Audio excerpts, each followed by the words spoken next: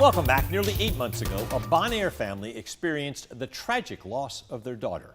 Harper Thomas was killed by a piece of construction equipment in the Riverbend North subdivision in December of last year. The 9-year-old was a Bonaire Elementary 4th grader.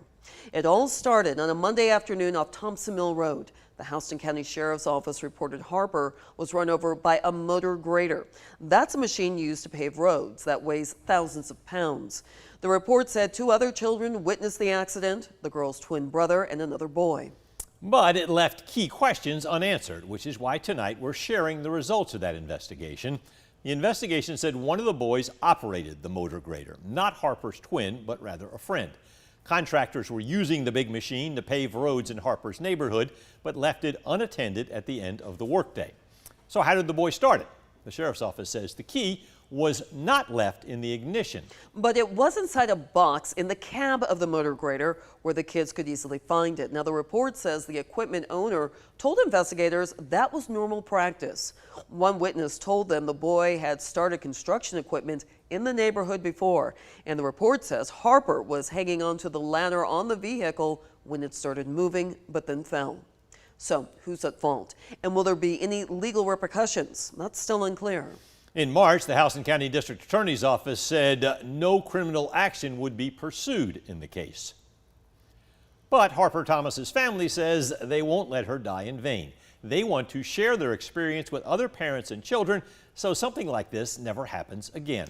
Fariha Abra sat down with Harper's family and their lawyer to learn more about who she was and how the community is honoring her memory.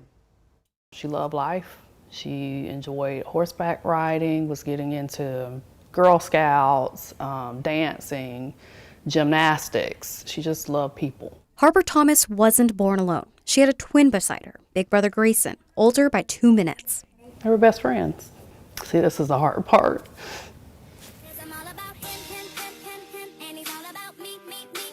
They were always there together.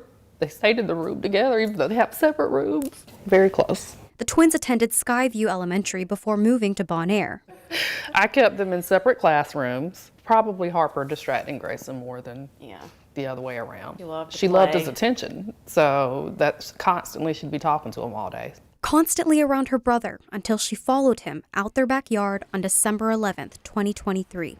Like every day after school, they'd finished homework and went outside to play, climbing over this fence into a construction zone where road grader sat.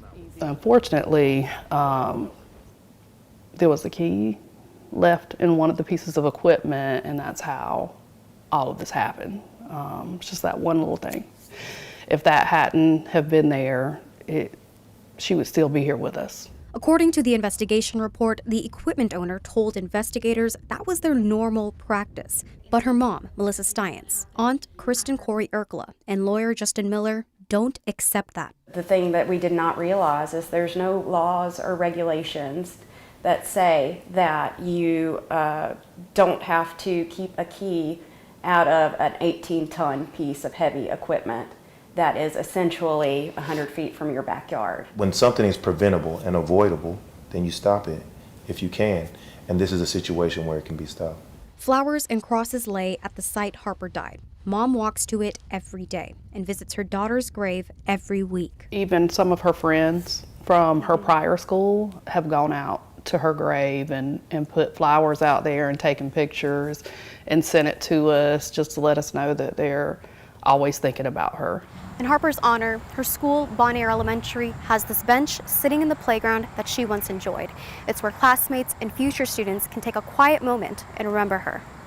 We socialize our children to think of construction equipment as playgrounds. We have cartoons that have construction equipment as characters. This is an attractive nuisance. This is something that kids are conditioned to love and to like. You get these when you're a little kid, you get big Tonka trucks. We want to have some sort of regulation, some sort of law that says if you're within so many feet of a school or a neighborhood, you can't leave keys in equipment, period. So she was loved by many, but it's still a struggle. Reporting in Bonaire, Fariha Abra, 13 WMAZ News. Right now, Harper's family says they plan to take legal action against the companies developing the neighborhood, including the owner of the motor grader. We reached out to the contractors and to the district attorney's office to try and learn more about the case, but we have not yet gotten a response.